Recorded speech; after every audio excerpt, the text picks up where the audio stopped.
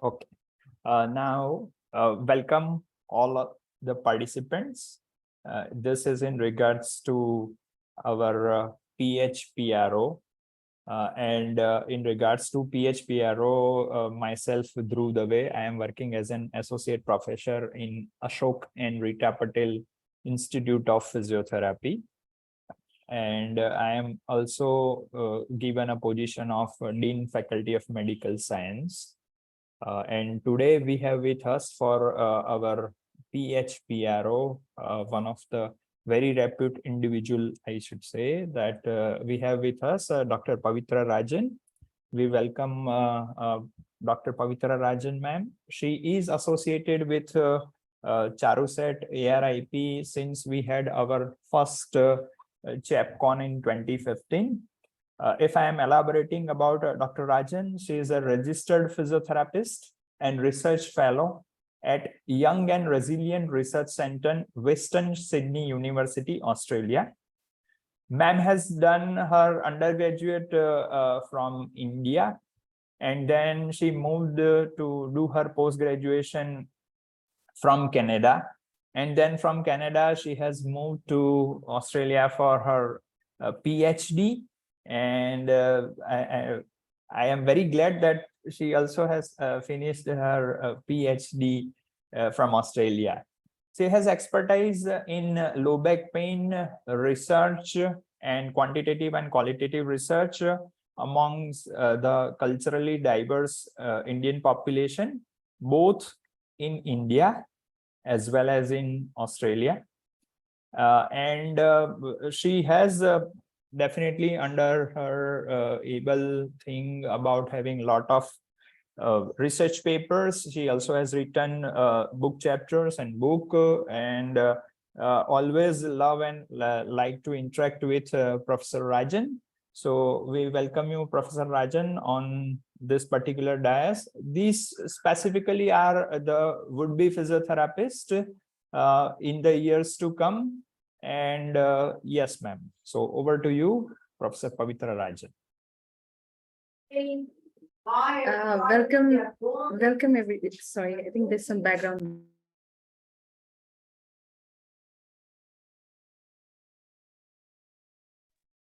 Welcome everyone, and it's always as Dr. Dave has already mentioned. I think it's almost been 6 to 7 years since I've been associated with ARIP, and it's always a privilege to come back to ARIP and talk and interact with the students. Because you are the future of physiotherapy in India and the world. So it's really good to have such interactions early on in your life as a physiotherapist, so that as you move on, you can retain all the knowledge that you get from these sessions over these 3-4 weeks, and then use that to make decisions about your future later on. So am I okay to start the presentation, sir? Yes, ma'am. Thank you. So I've put up some slides to give you some information on how to involve community in rehabilitation. So this is a very high level presentation, so I've not gone into the details of it. And this is mostly experiential knowledge that I'm sharing with you. So this is the knowledge that I've gained as a student in India, my clinical work in India, and my experiences and my learnings as a student and as a clinician abroad in Canada and Australia. So it includes a bit of, developing setting and a developed setting overviews. So this is all for you to, there's a lot of scope for you to think about what you want to do in future as a community physiotherapist. And I'm really proud to be working in the field of community, not just abroad, but I also always come back and work in community settings in India whenever I can, because there's a lot of scope. There's a lot of scope to not only work with communities in India, but also there's a lot of rich learning that you get as a physiotherapist when you work with communities.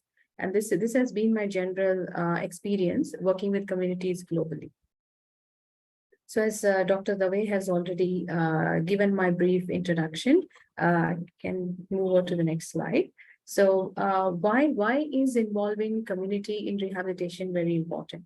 If you look at, so we started off with the biomedical model for management of health. We moved on to the biopsycho medical model, then the biopsychosocial model, and now we are at the biospiritual psychosocial model. So as you can see that the way we manage health has been changing over time with the various needs of people that are identified. So when I say that health management involves the biological, the psychological, the social, the spiritual aspects of health, it is not for one person to manage everything.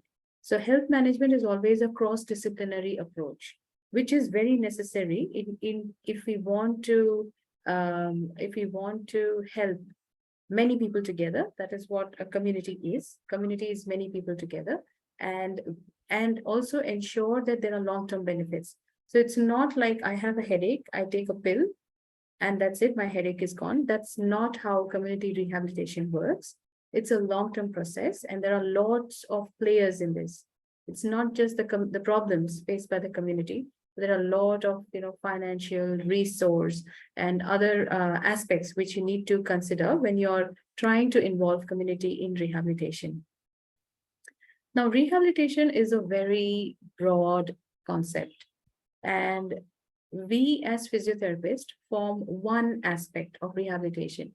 So when I talk about rehabilitation, it can also be social rehabilitation, in which we are not directly involved. It can also be cognitive rehabilitation, in which we are not directly involved. So what is the role of a physiotherapist in involving community in rehabilitation is what I'm going to focus mostly on today's presentation. But just be aware that that is not the end of the world. There are lots of players when it comes to rehabilitation of communities. So, and there is research. So we always will be talking a lot about research, not only because I have worked in research for most of my life, along with a bit of clinical, but also I've seen that research can really reform the way we treat communities, the way we treat people. So there'll be a lot of reference to research in today's presentation. So it is also shown that if you incorporate physiotherapy into community, there's a lot of saving. There's a lot of saving in terms of money, which is one of the more important factors for funding bodies. So if you tell someone that I am, say for example, I'm inventing a drug that is going to cure stroke, then many funding bodies will be interested in funding this drug or taking patent for the drug. So similarly, incorporation of physiotherapy into the community has also shown that it can reduce the public health costs. So that interests funding bodies, and that's when you get more funding, you can do more research, and that's how the profession progresses. Right?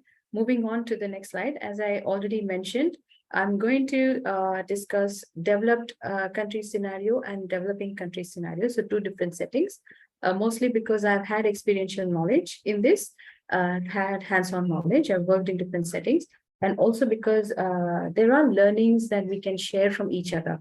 There are learnings from the developed settings that can be used very well in the developing settings, and vice versa as well. It's not always that everything that's done in a developed setting is the best, because they have more resources, more money, more people. But there are also some very specific learnings that you get when you work in developing settings. And that's precisely what was my experience when I was a visiting scholar at ARIP for the first time. So I was invited as a speaker at CHAP-Con 2015, but I stayed back and also had the privilege of interacting, with the different wonderful communities that surround ARIP. So that is some very rich learning that you get. And I am still able to use some of those learnings in Australia and use some in Canada as well. So it's always a reverse process. It's not always that a developed setting is always better than a developing one. As a physiotherapist, you really need to be open to learning. It's not that, it's very easy for me to say because I've lived and worked abroad. So I can always say that, yes, I don't want to use the word easier, but it's always you have access to a lot of resources when you work in developed settings, but that doesn't mean that a developing setting, working in a developing setting, won't give you that knowledge. You always have access to knowledge. It's how much you want to use that knowledge. That's what I mean to say. Okay, let's look at this slide now. So this is about developed countries. As I said, Canada and Australia are the countries where I've lived and worked. So those are experiential knowledge that I've mentioned on the slide. While the other countries like Ireland that I've mentioned, that is from research that I've gathered. So, so there is a lot of evidence that since many decades, developed countries have incorporated physiotherapy into community services, or there is evidence that they are involving community in rehabilitation. So there are I've listed some examples here, but if you search online, you'll find a lot. So you can see that it's not, so when I say, so it's not just the clinical aspect that you need to see as a physiotherapist. You also need to see how you can contribute to knowledge. So it's not just improving the knowledge of your patients or knowledge of your communities, it's also improving the knowledge of your peers and your juniors. So there are two aspects to any specialization in physiotherapy. As you can see, the points that, so look at the 1, 2, 3, fourth point that is italicized. So if you look at the fourth point that is in italics, it says a well-developed physiotherapy curriculum for increased undergraduate training and research opportunities to create a well-equipped, knowledgeable workforce of community physiotherapists. So unless we have the knowledge, we can't impart it to the communities. We can't make our patients knowledgeable. So that aspect is also important. And based on my experience with ARIP, I think that's one of the most premier institutes for community physiotherapy in the entire country. The kind of work that's being done in community physiotherapy, I have had a bit of experience working in the southern part of India and a bit of experience working in the northern part of India. And I'm from Maharashtra. So I've worked a lot in this state, and through ARIP and other connections with NGOs in Gujarat, I've had a bit of opportunity to work in community physiotherapy sector in Gujarat. And I can say that Maharashtra and Gujarat are way forward than the other states in the world. That's been my other states in the country. And you all are in very good hands with the kind of mentorship you have, the kind of clinical opportunities you have in order to learn about community physiotherapy and further your knowledge in that. And as you work through your years, you can see that there's a lot of work that needs to be done. So there will never be a time, when you will be sitting idle, having nothing to do. When you go into the community, there's always very, very rich learnings, if you are open to learning, that is. So a well-developed physiotherapy curriculum, the reason why I brought that up is ARIP has a very well-developed physiotherapy curriculum for community physiotherapy, and not many institutes in India have that at an undergraduate level. So you students are really lucky that you get exposed to that kind of rich learning at a very young age in life. So these are the other types of examples of involving community in rehabilitation, specifically physiotherapy. So there are publicly funded physiotherapy clinics for older population. So how it works in Western countries like Canada and Australia is the government will help you with your health costs. So you can go to a doctor and it's free of cost. And for certain, certain kinds of population, like the older population in Canada, they can have physiotherapists for physiotherapy services at no charge, because it's paid by the government. So that's when the cost factor is taken care of. And that's when people will access those services, they'll benefit from those services. In India, it's a very different scenario where everything is out of pocket for most of it, the medical expenses. So there's a lot of thinking behind accessing the services.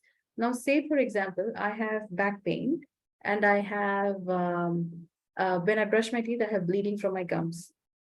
Which of the two cases do you think will I go to the doctor first? Can anyone tell me? Any student? You can unmute yourself and answer. So the two situations, I have bleeding gums and I have back pain. When will you think I'll go to a doctor in India?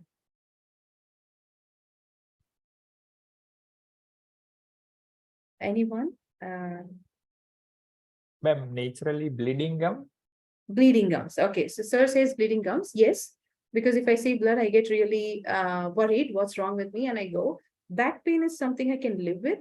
If I get bedridden, I'm really not able to take care of my children or do my work. That is when I'll think of going to the doctor, or I might just buy some creams. I might just take a pain tablet or something and manage it. Back pain is the health condition that causes the biggest burden of disease in the entire world. And that is the health condition that is the most ignored. And pain is one of our specialties, right? As physios, we pride in pain management. So that is the condition of, so if you can understand what I'm trying to say. So it's not about just involving community in rehabilitation or providing physiotherapy services for the community. It's also these other factors that come into play when people think about accessing services. While in Western countries like Australia, if I have back pain, let's say 1 on 10, I get really worried. Is it cancer? Is it a injury to the spinal cord? And I run to the doctor. So, and the doctor says, oh, it's nothing, just go to the physio. So I directly access physiotherapy services after. So that's the difference. That's the difference in how communities will decide on what specialty or what services they want to access. So the third point here, collaborative medical and physiotherapy services to the community that I just talked about. The fourth point is a well-developed physiotherapy curriculum for increased undergraduate training. So early on, just before this session, I was telling Dr. Dave how fortunate the students are to have this kind of exposure early on in life. Like you haven't even begun your physiotherapy education, formal education, but you're getting an idea about what all can be done in physiotherapy. When I was a student, I had that idea probably in the final year or my internship. When they would say that, oh, you are qualified to be a physio, you can do what you want. But it's important to get this kind of information early on in life. So you can have this, you don't have to retain everything from today's lecture. But some things that really hit you, some things that really interest you will stay with you throughout the 4 years. And those are the things that you'd want to explore more. Maybe in your clinics, maybe in your master's program, maybe in a PhD program or whatever you wish to do after your undergraduation. Yes, sorry, Princey and Udit, Princey and Kushi, you have written bleeding gums. Yes, that is correct. That's exactly what I will do. I'll go to the doctor for bleeding gums, but not for back pain. But back pain is the disease that causes, the health condition that causes the most economic global burden. Yeah. And last point is increased collaboration of public health community professionals through community-based research organization. So that's that's a huge initiative abroad, but we don't have such large initiatives. We do have small initiatives in India, as far as my knowledge goes, but not a full-fledged, full-blown initiatives like what happens in Western countries. So this is an overview of community and rehabilitation physiotherapy in developed countries. Let's quickly look at the next slide, developing countries. So this has been my experience so far. I might be wrong, but this has been my experience so far. So there are not many undergraduate training opportunities for community physiotherapy in India.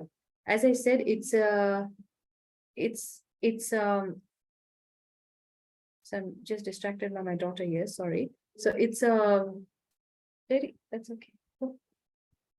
So it's not a full-blown thing in the country altogether, but it's picking up in India, about which I'm very happy. Like sessions like these, which are being held, they really boost your confidence and your knowledge before you embark on an undergraduate program. Then we don't have as many community physiotherapists. So as I said, there's a lot of demand. As you go through your years of education at ARIP, you'll realize that there are ample opportunities for you to work as community physiotherapists, to contribute as, in community services. And there's a lot of learning as well that happens on the go. So it's not just about, given a choice, I think this was a feedback that I received from one of the undergraduate surveys that I did some years ago, where one of the students said, I think it was like an interview which I conducted, and one of the students said, if I work in a hospital, I sit in an AC clinic, an air-conditioned clinic. The patient comes to me. I have all the equipments that I need to treat the patient. And the other scenario is I have to go to this remote village on broken roads, maybe in a public transport, because there's no access to those villages, and it's there's no air conditioning there. Of course, there is no clinic there, so there's just one room which they call as a physiotherapy clinic, and I have to go door to door inviting patients, letting them know that I'm a physiotherapist, come and see me. I can, help with the pain without a tablet, and all those struggles. Not many people want to come, not many students want to come with me. While in the hospital, I have a senior, I have the head of department, I have, access to knowledge, I have access to resources, I have access to equipments. And so it is very obvious that I'm going to take up a job in the hospital. Like, why should I put up with all of, these struggles in reaching a very remote community and doing all of that? And I'll give you my own example. When I came back after finishing my master's in Canada, I traveled, I'm not even, exaggerating here. I traveled nearly 75 hours in a train, in a public transport, and in a private car in order to reach a family, in order to conduct an interview, and just to check if they were doing okay. So that is the kind of dedication you need as a community physiotherapist. You shouldn't be looking at all the struggles that you're facing. You have to see what you're achieving from all that. It's very easy to sit in a air-conditioned clinic with all the equipments, but then I'm not saying that it's any less than what you do in a community, but don't regard community as any less, because I think what you get out of it, there's a good example that I'm going to discuss at the end of today's presentation, but what comes out of it is really beautiful. So I have an example of that, a real life example, my own example, and I'll be discussing that. So the third point, research as a major component of physiotherapy education, very, very, very important. That's what I've learned in the past decade, that research is what improves the profession. And that is a very strong point in Western countries. And I'm happy to say that it is picking up in India. It's still not there yet, but it's picking up in India. And many senior physios from India have approached me for improving the research status in their institutes in Maharashtra itself. So I'm really happy with that. So there's a lot of awareness about the importance of research that's coming up in our profession. And I can't stress how important that is. It's very important that we pursue research in order to improve our knowledge and improve our profession. And the last point, so in Australia, physiotherapy is an essential service. Essential service means the government will give, it's funded by the government. So incentives like these will further the profession. People know about the profession. People know what a physiotherapist does, because that was one of, I think in during my PhD, when I was planning to do some work in remote Maharashtra, rural and remote Maharashtra, one of the previous studies in that village showed that the villagers had no idea what a physiotherapy is, what a physiotherapy service is, what a physiotherapist does. So if I don't know what somebody does, then it's highly likely I will not go and access their services. And the kind of knowledge that we get when you're doing an undergraduate program or a master's program or PhD program is just wasted, because people don't know that we have that knowledge and we can help them in our own ways.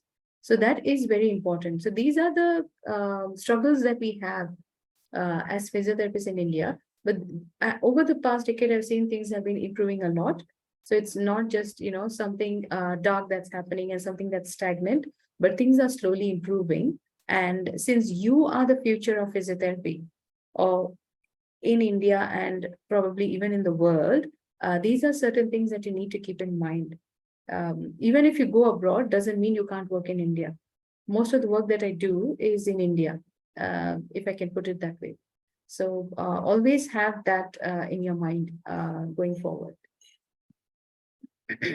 So as I said, a lot of good things have happened over the past decade. So I think this is from a series of studies that I've done. As you can see, the asterisks at the bottom here, you can see, sorry, let me just, yeah, maybe here, you can see it.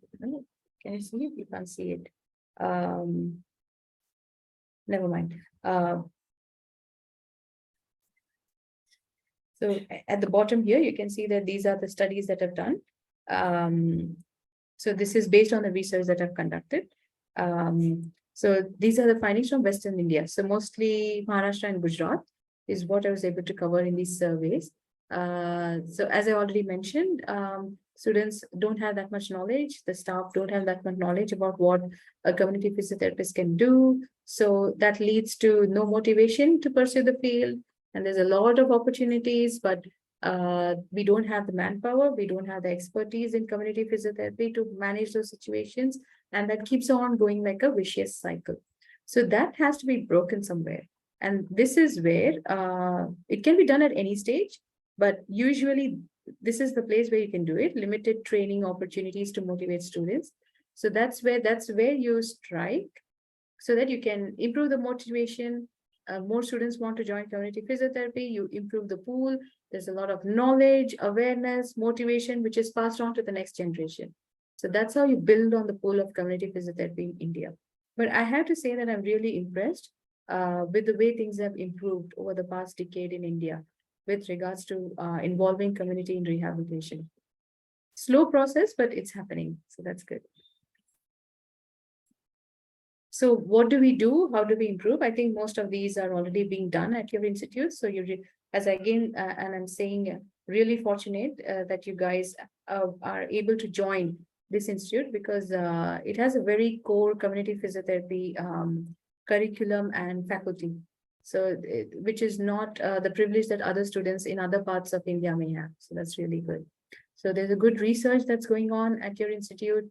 A solid UG training program, as you can see from the wonderful lectures that you've been hearing for the past few weeks. Direct access to communities, very, very important. Unless you have direct access to communities, unless you have that hands-on experience. See, if you are in a hospital or a clinic, working in a clinical setting, institutional setting, it's very easy to get all kinds of cases. So I'll tell you my story. I did my undergraduation from Sion Hospital in Bombay.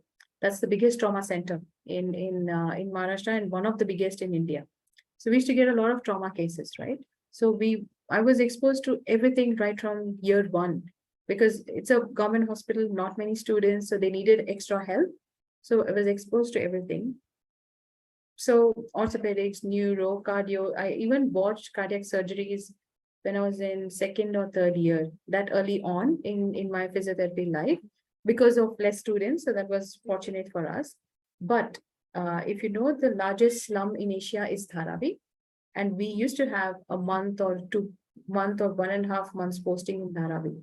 So we had direct access to communities. So despite having access to all these wonderful institution-based services and learnings from there, I chose to become a community physiotherapist because I had direct access to communities. I had wonderful mentors who encouraged me to go in that field. So I always, as I started moving on further in my life during the 4 years, I developed a liking for community physiotherapy. And I'm really proud that I stayed back because there's a lot of wonderful work that is being done. So I would really like to be a part of that. So that is my major motivation in being a community physiotherapist. The other things are incentivized workshop conferences. So Dr. Dave just mentioned there's this CHAPCON, the International Conference in Physiotherapy, organized by your institute, ARIP, early Jan. So that's a good forum for you to understand what's happening in physiotherapy. It's very early on for you, but it's never too late, right? You can always attend and try to understand what all is happening. Research communities, collaborations between universities within and outside the country, very important for cross-pollination. The kind of knowledge that you get in India is very culture specific. The kind of knowledge that I get in Australia is very culture specific to the Australian setting, to the Indian setting. But there are always learnings from one setting that you can apply in the other setting. It's although they are culturally different, but there's always some learnings that can, so that's called cross-pollination. So cross-pollination literally means that the bees from one flower go and pollinate the other flower. So the two flowers are very different. So you get a hybrid product, but that leads to better varieties of flowers. That's what research shows. So they use this term very frequently in research of cross-pollination. So that's exactly what you want, because at the end of it, you want the entire world to benefit. It's not just, communities in Gujarat benefiting or communities in Australia benefiting. It's about everyone benefiting. So learnings from communities in Australia can be used in India. Learnings from communities in India can be used in Australia. You just need to culturally adapt and see what pieces you can use. Right. So let's go on. Just trying to see what is the last one. Yeah, effective communication. Yes. So that's how the wheel goes. So involving community in public health and rehabilitation and using physiotherapy as well as one of the wheels will help further the profession. Yes, so this was the example that I wanted to share with you. I think this was in, what does the timestamp say? 2012. Yeah. So I was invited as, so I was heading the research division at this NGO, Colors Foundation in Vadodara, Gujarat. This was way back in 2011, 2012. And until 2015-16, until the foundation closed, I was still working with them, even after moving abroad to Australia. So what we did was the NGO identified that there was back pain in school children and their mothers. So I got this opportunity through United Nations volunteering program, online volunteering program, collaborated with them, and then we created this booklet. So this is all I'm talking about 2011, 2012. This is what we did then, created a booklet. There was a lot of process for that. We consulted mothers, we consulted children, we made a pictorial booklet because most of the mothers were uneducated. So if you write a thesis, they're not going to be able to read it. So it has to be only drawings. So I took photographs, we made the book, didn't have enough funds to publish it. So it's still an ebook, but it was given to the schools and the teachers were asked to, remind the students, you need to sit up straight. So it was more of a postural training program for the back pain. After 6 months, we went back and evaluated the children, and there was a significant decrease in the pain reported by the students. So this small initiative that we did of having a booklet, reminding them, you need to sit up straight. Don't take the backpack on one side. You need to, have the straps on both the sides. When you pick something from the floor, bend from your knees. Don't bend from your back. Very simple things that we might already know. You don't need physiotherapy education to teach you that. Very, very simple things.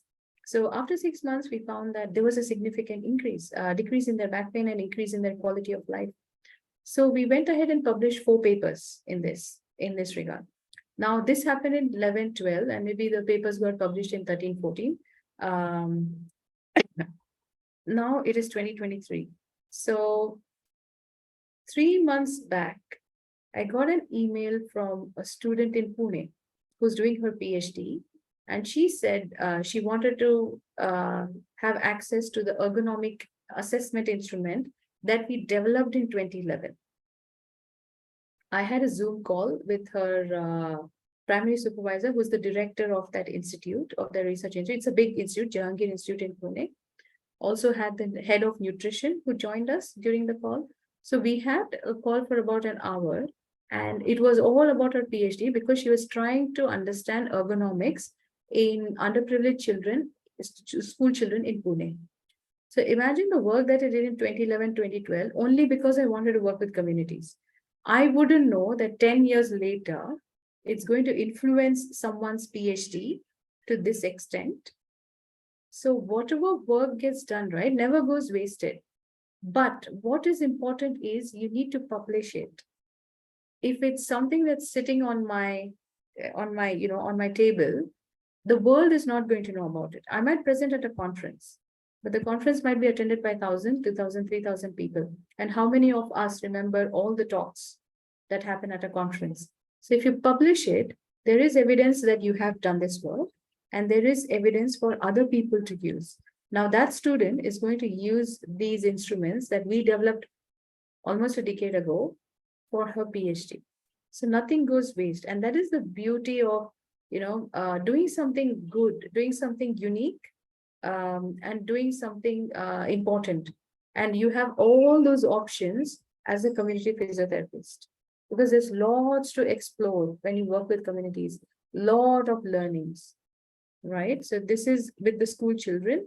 And then this is how, I was conducting the workshop and with the kids.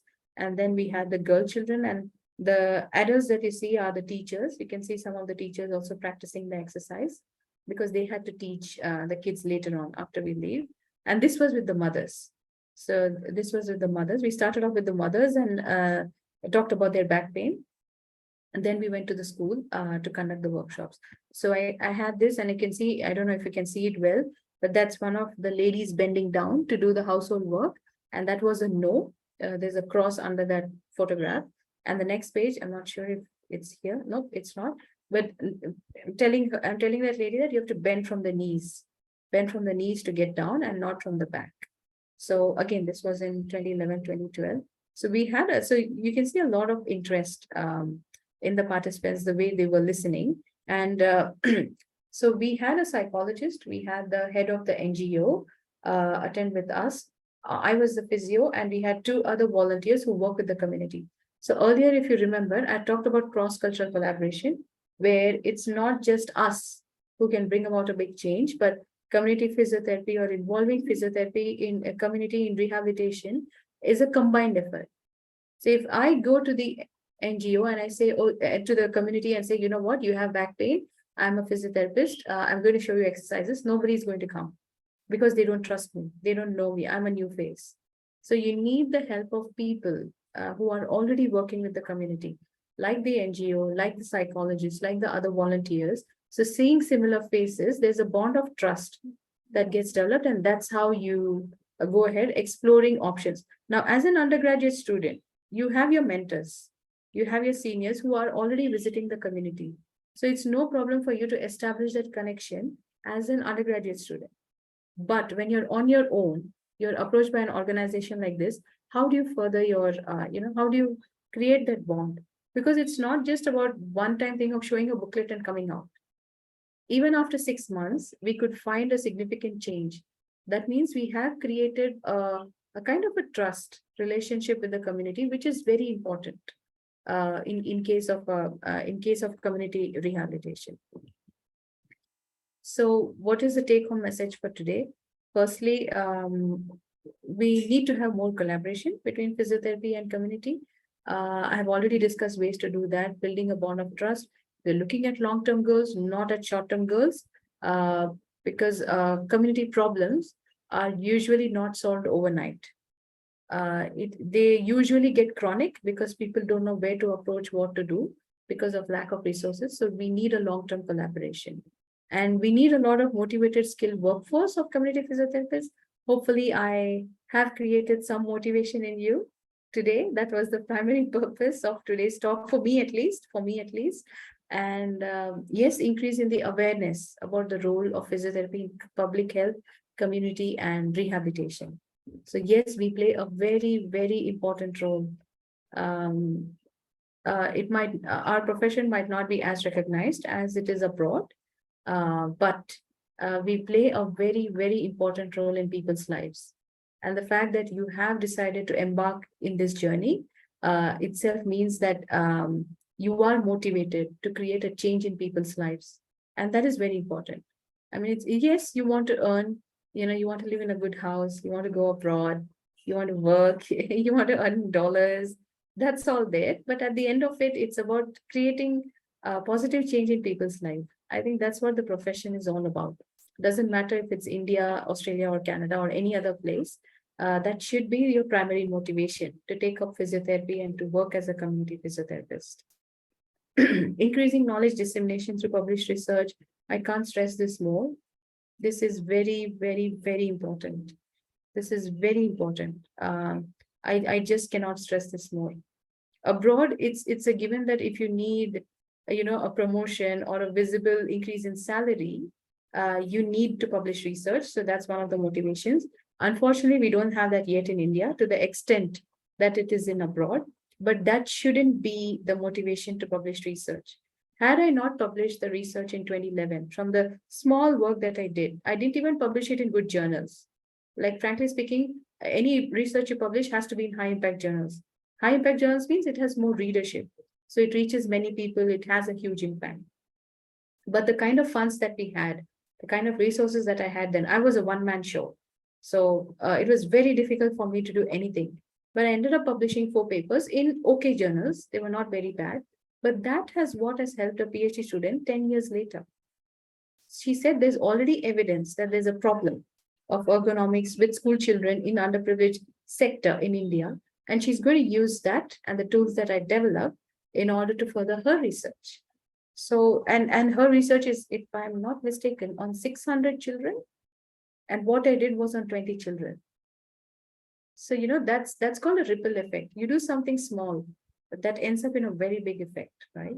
And imagine if she's publishing from a very big institute with 600 children, data from 600 children, that's definitely going to get published in big journals. And that's going to have more readership, right?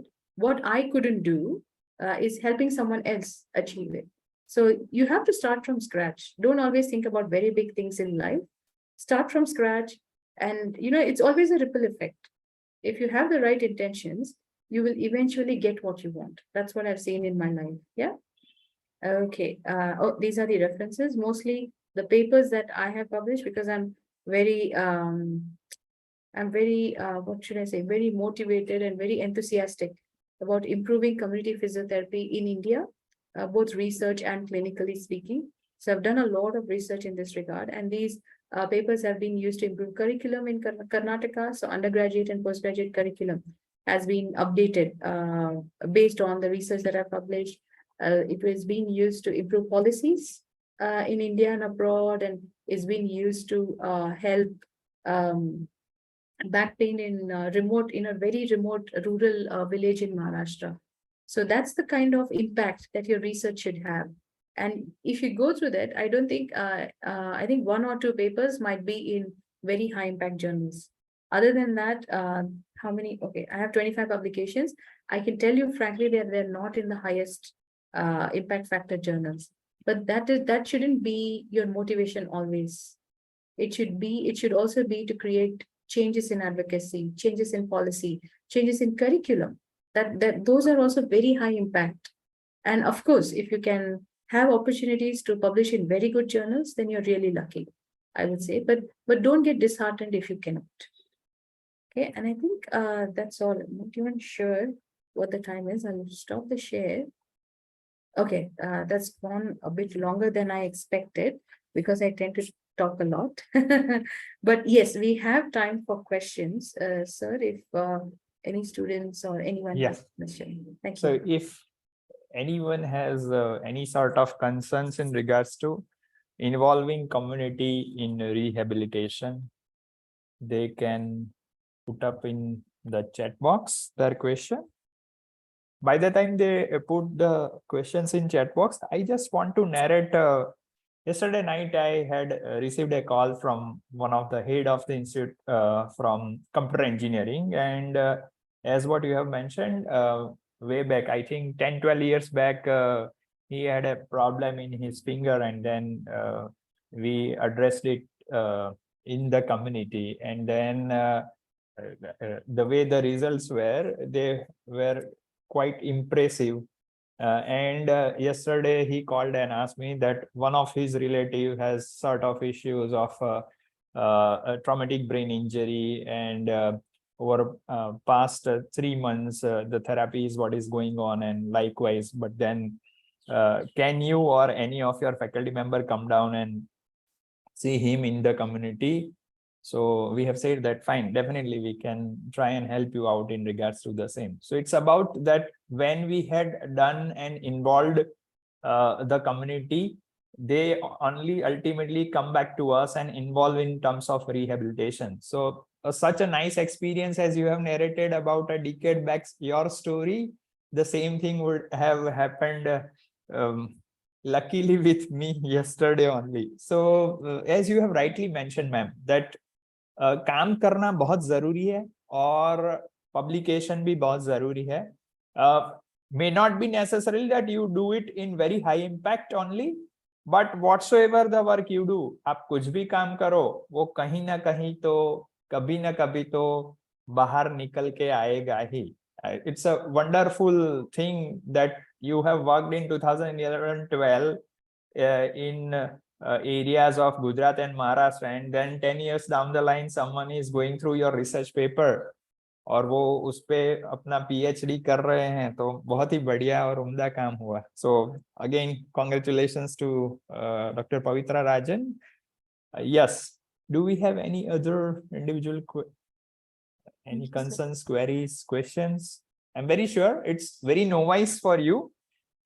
બહુ જ નવું છે તમારા માટે to ask the question, and likewise, and એક એ પણ concern હોય કે when you were doing your schooling, so we have been inhibited to ask the questions to the opposite counterpart. So એ પણ એક aspect હશે, but fine. Nevertheless, ma'am is associated with us and she is going to be with us, so we can ask even later on part of time as well. Yeah, one of the question was from Trisha Jhalavadia.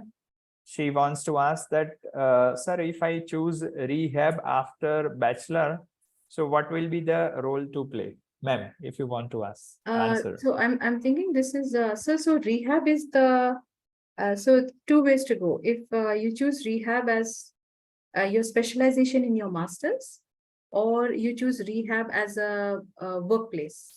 So there are two aspects to this. So is Trisha asking if it is work, is it like rehab professional? She wants to work as a rehab professional, or she wants to both the case? Okay, let me quickly talk about this. So as a master's student, so as a bachelor student, you learn. So you are a, I don't know if you've heard this saying, jack of all trades. So you learn little of everything. So it's like, you know, ordering a thali. They give a little bit of everything, and then you say, oh, you know, I like the gulab jamun. Can I get some more of that? So it's something like that. So in bachelor's, you're given little of everything. So you get a taste of it, and then in your master's, you decide, I want to do this. When you talk about rehab, if I'm, yes, sir, correct me if I'm wrong, I think the curriculum at ARIP has rehab as a, the undergraduate curriculum has rehab as a course or a subject. Yes, ma'am. You take. Yes, ma'am. Yes, so ma'am. you will be introduced to different specialties under rehab. So your rehab can be in, you know, different fields. It can be pediatric rehab. It can be, you know, adult rehab. It can be cardiac rehab. So there are different ways to go. And you also have community-based rehab. That is the kind of example that Sir just shared before. So in your master's, you usually pick one. So for my master's program, I chose community rehab. So that's the kind of master's that I did. And I think in India, the master's program is mostly clinical, but you also have a research component. So you will have to do a bit of, what do you call it? Bit of clinical as well as research if you go on to do your master's. But if you choose to go for work as a rehab professional, maybe you can join an NGO. Maybe you can, you know, work as a consultant rehab professional, with a you know, with a community agency, or, you know, abroad how it works is you have a division called community services. So they employ physiotherapists who specialize in community services, where you go to the homes of people to treat, or you go to community centers.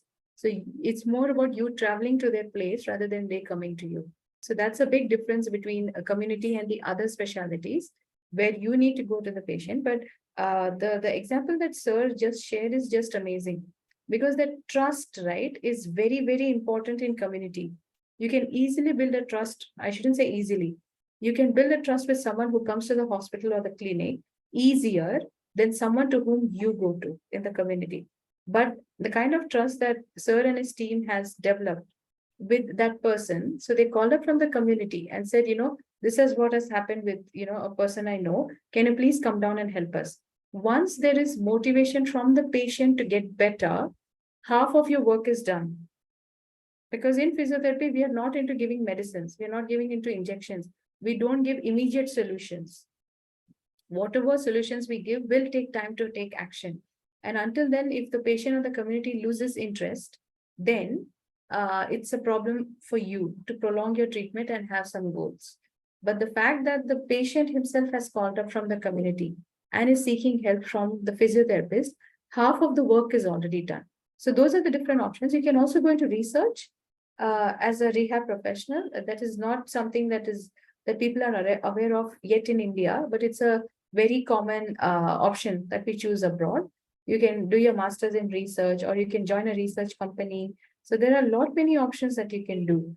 Probably as you go up higher, right, Trisha, like towards your third year or fourth year, when you take courses in rehab and you're exposed to more of rehab clinics, you can understand that there is lots you can do.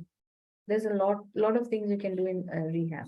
Yeah, I hope that answers your question.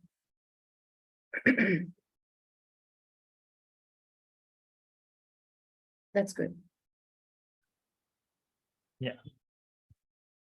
Anything else? And another thing about question, not just in physiotherapy, but this is a rule in life. Never hesitate to ask a question. Never hesitate, because no question is dumb. That's what I have learned all my life. That even I also come from the same culture where you shouldn't be asking questions to anyone. If it is someone, someone of a higher authority, older than you, you just don't ask questions. But the way you ask questions has to be polite. That's all. I did not understand this. Can you please explain it? That's all. That's absolutely fine. I'll just change the way I spoke, use different words, and try to explain. So always remember this. Unless you ask a question, you will not know whether your understanding is correct. You will assume things, and without asking questions, you will never get clarity. So never hesitate to ask a question. You can even ask a question like, I don't know what physiotherapy is. I have signed up for this undergraduate program at ARIP, but I have no idea what physiotherapy is. That is a very important question. In fact, most of your friends might have the same question, but they are not asking for the fear. So you are helping your friends by asking a question. So always remember in life, don't hesitate to ask a question. No question is dumb. No question is dumb, right? And you are just helping others, because highly likely others will have the same question. So never ever think twice before asking a question. Okay? Yeah. So thank you very much, ma'am. On behalf of ARIP and CHARUSAT management and team, we would like to thank Dr. Pavitra Rajan for her expertise talk, and we would like to have in future more so things in the coming span of time. We again welcome for CHAPCON 2024 as well, as what I have mentioned. Fine. Thank you, And sir. Thank you. we look forward to have the things. There I stop sharing.